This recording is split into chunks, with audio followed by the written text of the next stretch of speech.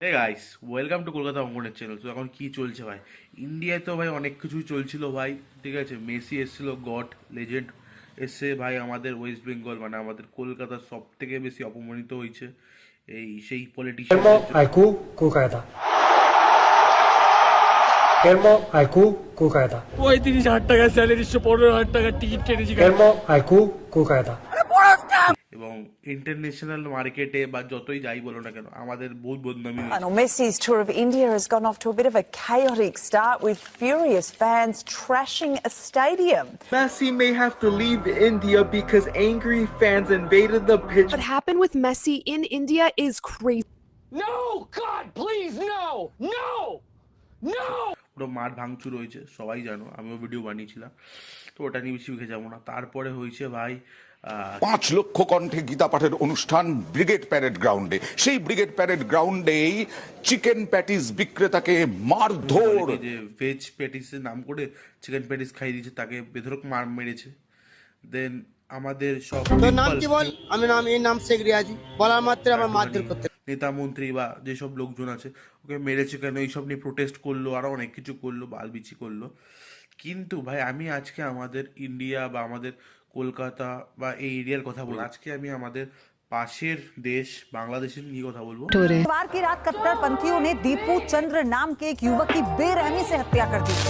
বাংলাদেশে দীপু দাসকে পিটিয়ে পুড়িয়ে আমার খুন। একটা কথা মনে পড়ে গেল যোগীজি, ঠিক আছে। 100 हिंदू परिवारों के बीच में एक मुस्लिम परिवार सबसे सुरक्षित रहता है, लेकिन मैं कहता हूं 100 परिवारों के बीच में एक हिंदू की बात तो दूर करिए, 100 मुस्लिम परिवारों के बीच में 50 हिंदू सुरक्षित रह सकता है क्या? नहीं रह सकता। अब बांग्लादेश आपके सामने उदाहरण है। এই প্রমাণ করে দিয়েছে বাংলাদেশ। কোনো জাতি নাই, কোনো ধর্ম নাই, কোনো ভগবান নাই।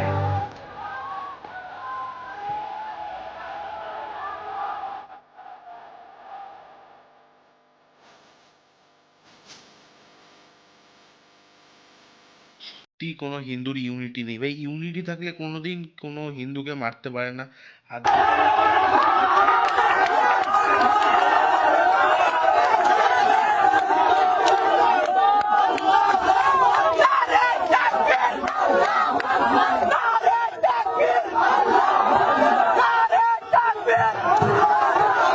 যেই জাত ধর্মের নামে মানুষ খুন করে তাদের বজ্জাত বলা হয়।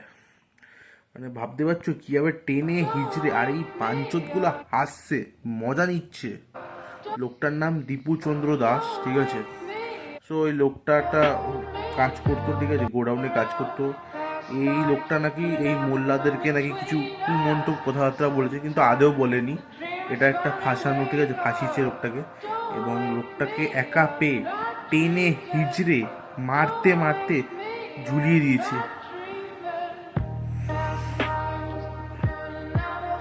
টেনে হিজড়ে জ্যান্ত মানুষকে জ্বালিয়ে ফেলেছে আগুন দিয়ে। ভাবতে পারা যায়?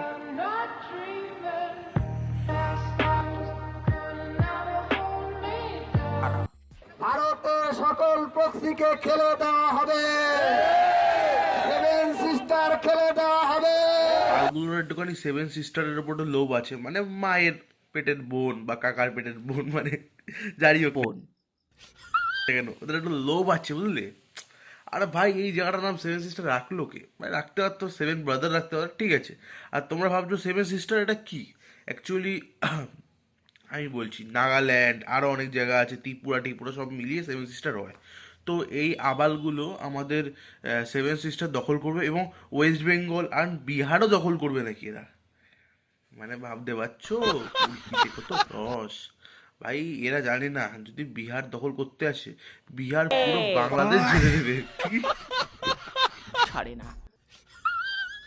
সংগ্রামী সহযোদ্ধা বন্ধুগণ, বক্তৃতা আর কি দেব? পৃথিবীতে যদি কোনো ফকির নিতে সেটা হচ্ছে বাংলাদেশ, যেই পাতে খায় সেই পাতেই আরেকবার आगे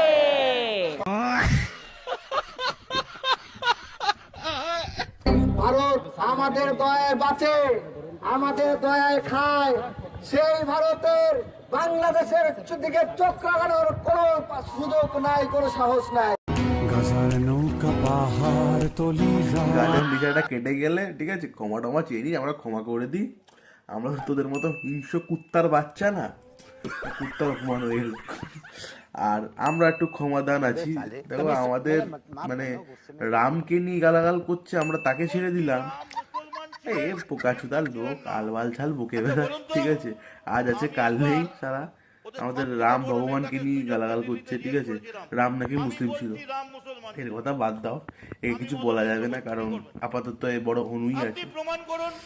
সো যদি আমার ভিডিওটা ভালো লাগে লাইক কমেন্ট শেয়ার সাবস্ক্রাইব। অনেকদিন পরে ভিডিও আসলো। Yasudi balle balle, Yasudi balle balle, Yasudi balle balle, Happy Christmas.